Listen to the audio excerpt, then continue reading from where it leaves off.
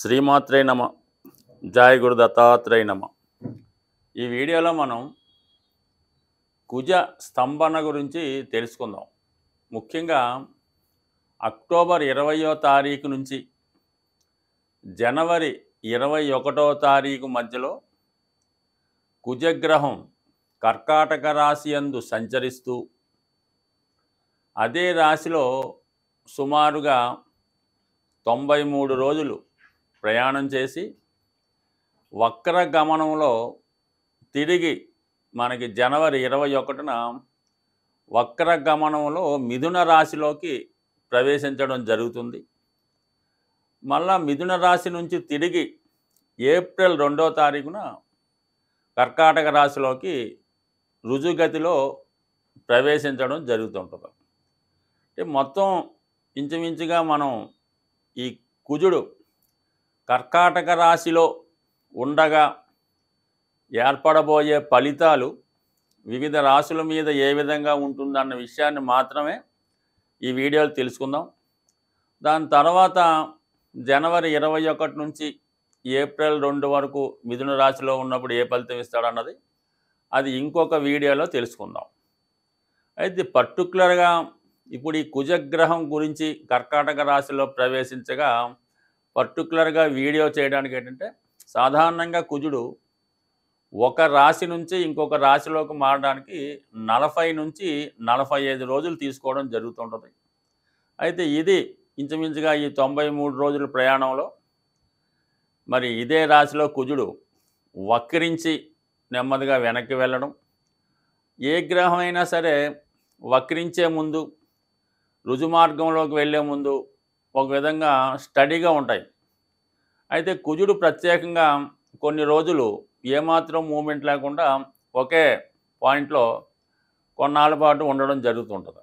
So ఎక్కువ రోజులు ఒకే రాశిలో ఉండడం కూడా ఒక విధంగా కుజ స్తంభన అని చెప్తూ ఉంటారు. ఇదంతా కూడా ఆర్థిక మ్యాథమెటికల్ సంబంధించినటువంటి పాయింట్. కేవలం మన జ్యోతిష్ శాస్త్ర ప్రకారం కుజుడు అక్టోబర్ 20వ తారీఖున పునర్వసు 4వ పాదంలో ప్రవేశించి డిసెంబర్ 6, 7 తారీఖులో వక్రగమనం పొందడం జరుగుతుంది. ఇది ఇంపార్టెంట్. అంటే డిసెంబర్ 6వ తారీఖున కుజుడు వక్రగమనంలోకి వెళ్తాడు.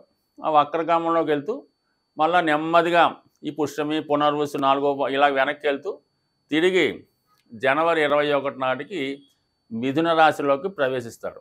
మరి ఈ కర్కాటక రాశిలో ఉన్న 93 రోజుల్లో మరి కుజుడు ఎటువంటి ఫలితాలు ఇవ్వడం జరుగుతుంది అని పరిశీలించినప్పుడు కర్కాటక రాశికి ఒక ప్రత్యేకత ఉంటుంది. ఇది కుజునికి నీచ క్షేత్రం. అంటే కుజుడు ఆ రాశిలో నీచపడి ఉంటాడంటే ఒక విధంగా బలహీనపడి ఉంటాడు. సో దాంతోపాటుగా మరి ఈ కుజుడికి మెయిన్ మనకున్నటువంటి సుపీరియర్ ప్లానెట్స్లో అంటే మనకి భూమికి దగ్గరగా ప్రయాణించే గ్రహం ఇంచుమించుగా కుజగ్రహం. దానికి బాగా వెనకాదల గురుగ్రహం, దానికి వెనకాల బాగా వెనకాల చివరిగా శనిగ్రహం ఉండడం జరుగుతూ ఉంటుంది. మరి కుజుడు భూమికి దగ్గరగా ఉండడం వల్ల మనకి భూమి మీద అంటే భూమి మీద ఉన్నటువంటి ప్రజానీకం మీద కుజుడు యొక్క ప్రభావం చాలా ఎక్కువగా ఉంటుంది. మరి అలాగే ఈ కుజునికి గురువుకి శనికి ఉన్నటువంటి సంబంధాన్ని కూడా మనకి ఈ గ్రహాల ప్రభావం ఈ మానవాళి మీద పడడం జరుగుతుంటుంది. మరి ప్రస్తుతం కుజుడు కర్కాటక రాశిలో సంచరించగా శని అష్టమ స్థానంలో సంచరించడం అన్నది అంటే ఇద్దరికీ కూడా షష్టాష్టకాలు రావడం జరిగింది. అంటే కుజుడు కర్కాటక రాశిలో ఎన్ని రోజులు ప్రయాణించినా ఎవరికి అభ్యంతరం లేదు. కానీ శనికి 6వ స్థానంలో కుజుడికి శని అష్టమ స్థానంలో ప్రయాణించడం అన్నది చాలా వరకు జాతకుల మీద ఈ ప్రభావం చూపుతుంది. అలాగే దేశం యొక్క పరిస్థితులు కూడా చాలా వరకు ఎక్కువగా ఇబ్బందికర పరిస్థితులు దేశ పరిస్థితులు కూడా చాలా వరకు ఇబ్బందికరంగా ఉండే అవకాశం ఉంది. సో ఇది ఎక్కువగా మరి ప్రజా సమస్యలు, అలాగే పోలీసు వ్యవస్థ యొక్క స్ట్రగులు, అలాగే భూములకు సంబంధించిన విషయాల్లో ఇబ్బందులు ఇవన్నీ మరి ఈ గోచారరీత్యా జరుగుతుంటాయి. అయితే గురువుకి కుజునికి అర్ధకోణ దృష్టి ఏర్పడటం వల్ల చాలా వరకు కుజుడు మరి మంచి ఫలితాలు ఇవ్వడానికి కూడా కారణం అవుతూ ఉంటుంది. సో ఏదైనా మొత్తం మీద ఈ కుజుడు సంచరిస్తున్నటువంటి ఈ 90 రోజులు 93 రోజులు సుమారుగా, అంటే పంచాంగాన్ని బట్టి మరి వాళ్ళు పంచాంగకర్తలు వేసిన లెక్కలను బట్టి కొద్దిగా అటు ఇటు మారచ్చు. మనం తీసుకున్న పంచాంగం ప్రకారం ఈ 93 రోజుల్లో వివిధ రాశుల మీద కుజగ్రహ ప్రభావం ఏ విధంగా ఉండబోతుంది అన్న విషయాన్ని తెలుసుకుంటూ, చివరిగా మరి కుజగ్రహానికి ప్రస్తుతం జరుగుతున్నటువంటి సమస్యలకి ఏ విధమైన పరిహారం చేయాలన్నది కూడా ఈ వీడియో చివరిలో తెలుసుకునే ప్రయత్నం చేద్దాం. మకర రాశి వారికి రాబోయే కుజ స్తంభన, వక్రగమనం ఇవన్నీ కూడా సప్తమ స్థానంలో రావడం జరుగుతూ ఉంది. ఏదైనా సప్తమ భావం అన్నది జీవితంలో ముఖ్యమైనటువంటి భావం. అది వివాహానికి సంబంధించింది, అలాగే ఎఫైర్స్ సంబంధించింది. ఈ విధంగా దశమ భావం నుంచి దశమ భావం సప్తమ భావం అవుతుందన్నమాట.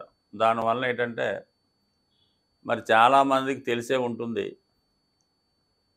దశమ భావం బాగుంది, ఉద్యోగం బాగుంది అంటే దశమ భావం బాగున్నట్టు. అప్పుడు ఆటోమేటిక్గా సప్తమ భావం బాగుంటుంది, అంటే వివాహం బాగుంటుంది, భార్యాభర్తల సంబంధం బాగుంటాయి, అలాగే జాతకుడి యొక్క అఫైర్స్ బాగుంటాయి. అదే దశమ భావం పోయింది, సరిగ్గా ఉద్యోగం లేదు, సరైనటువంటి కర్మస్థానం బాగలేదంటే వివాహమా జరగదు. ఎంతకాలం ఎదురు చూసినా అలా వాయిదా పడుతుంటుంది. పెళ్ళి అయితే ఉద్యోగం, ఉద్యోగం అంటే పెళ్ళిలా ఉంటుంది. అయితే మరి భార్యాభర్తల బంధం కూడా ఆటోమేటిక్గా భర్తకి ఎప్పుడైతే ఉద్యోగం పోయిందో కేవలం ఒక 40 రోజులు 50 రోజుల్లో ఆ భార్య కూడా మరి విసుకోవడమో యావగించుకోవడం వదిలి వెళ్ళిపోవడమో మొత్తం మీద జరుగుతుండదు. అంటే ఈ విధంగా జాతకుడి యొక్క వృత్తి సక్సెస్గా ఉండాలంటే సప్తమ భావమే అనుకూలంగా ఉండాలి. సప్తమ భావం బాగుంటే జాతకుడు వ్యాపారం బాగుంటుంది, ఉద్యోగం బాగుంటుంది, వివాహ జీవితం బాగుంటుంది. మరి అటువంటి సప్తమ భావంలోకి కుజుడు రావడం అన్నది మరి ఈ రాశి వారికి ఒక విధంగా అదృష్టం అనే చెప్తాను నేను. వారికి వృత్తిలో ఉన్న సమస్యలు, వివాహ జీవితంలో ఉన్నటువంటి సమస్యలు కూడా 100% సాల్వ్ అయ్యే అవకాశం ఉన్నది. మరి ముఖ్యంగా మరి వివాహ విషయంలో లేదా ఉద్యోగ విషయంలో మీరు ఏదన్నా గతంలో ఉద్యోగం కానీ వివాహం కొరకు కానీ ప్రయత్నం చేసి ఉన్నా, భార్యాభర్తల సంబంధం ఏదో కారణం వల్ల విడిపోయి ఉన్నా, తిరిగి మీరు ప్రయత్నం చేస్తే అది కలిసే అవకాశం ఉన్నది. అలాగే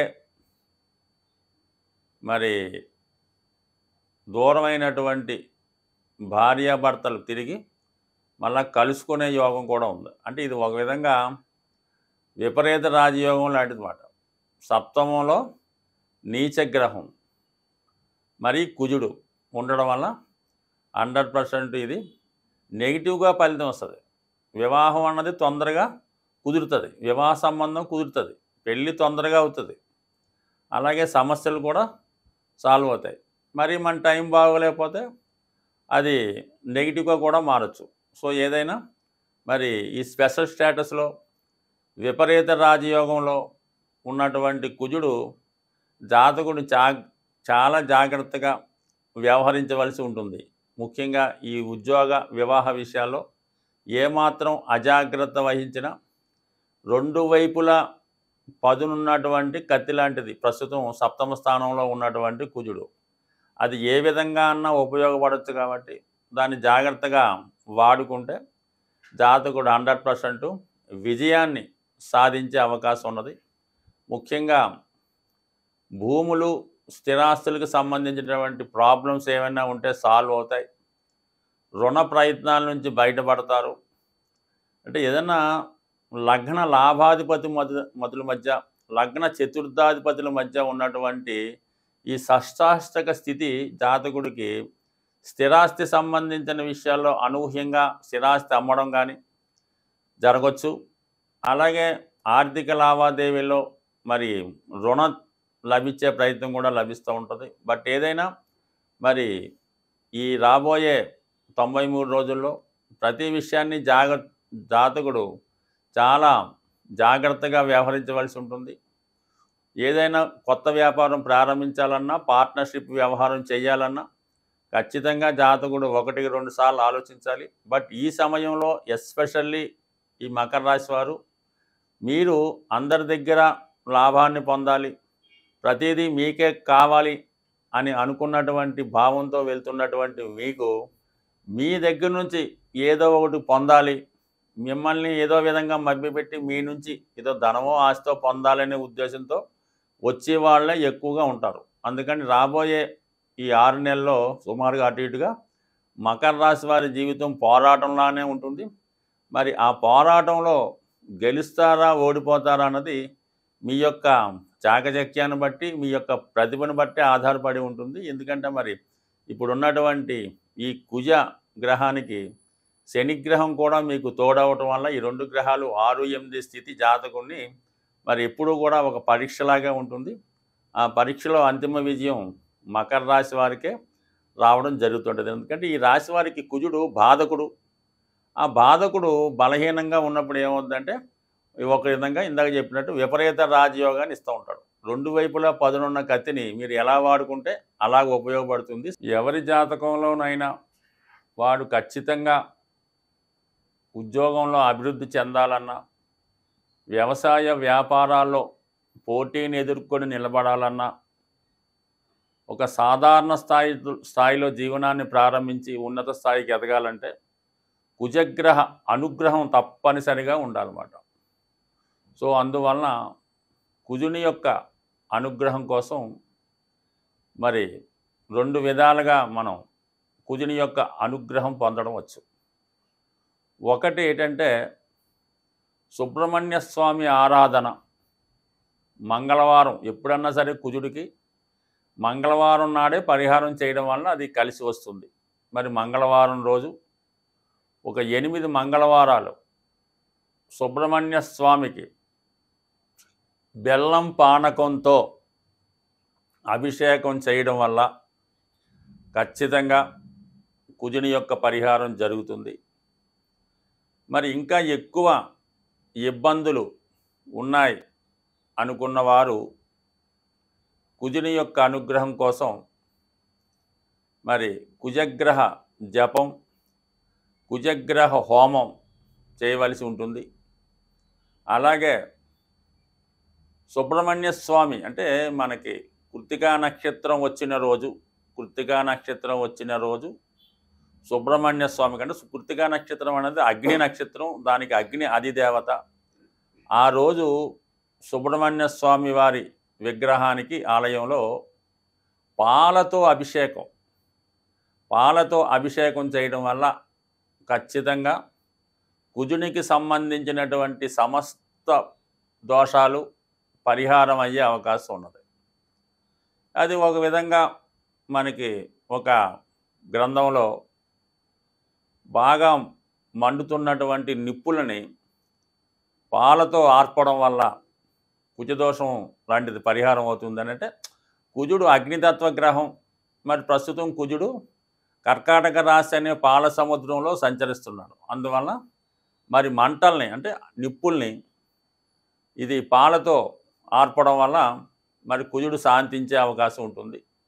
సో అలాగే మరి హనుమాన్ శక్తికి కారకుడు.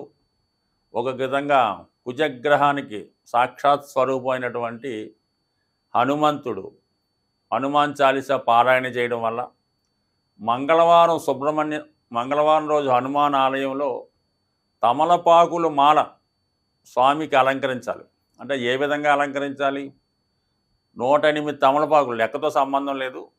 దండ ఎంత మీరు చేయగలిగితే ప్రతి ఆకు మీద సింధూరంతో శ్రీరామ అని రాసి దాన్ని మాలగా తయారు చేసి మరి ఆంజనేయ స్వామికి హారంగా సమర్పించడం వల్ల మరి స్వామికి అనుగ్రహం లభిస్తుంది.